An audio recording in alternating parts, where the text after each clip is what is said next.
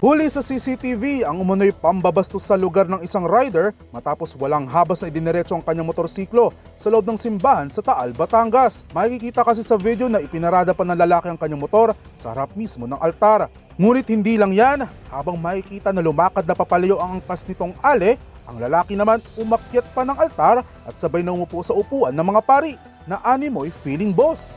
Itinaas pa kasi ng may sala ang kanyang mga paa sa upuan at sunod na pumapalakpak pa. Nangyari ang insidente sa Taal Basilica ng alas 12 ng tanghali kaya't nasaktong walang tao sa loob ng simbahan. Samantala, marami namang netizen ang uminit ang ulo sa nakuha ng insidente na analay isa muna itong matinding kawalan ng respeto sa dambana ng Diyos at maging sa mga taong nananampalataya rito. Ayon sa Taal Police Station, palaunay inamin rin ng lalaki na gumagamit ito ng pinagbabawal na gamot na nabibili nito sa internet. Dahil dito, maaring maharap ito sa kaso batay sa Article 133 ng Revised Penal Code o offending religious feelings, maaring maparusahan ng may sala ng aresto mayor na may maximum na parusa o kulong ng 1 buwan hanggang 6 na buwan at 1 araw. Kasalukuyang nasa kustodiya na ng pulisya ang may sala, tumihingi na rin ng tawad mula sa kanyang nagawa.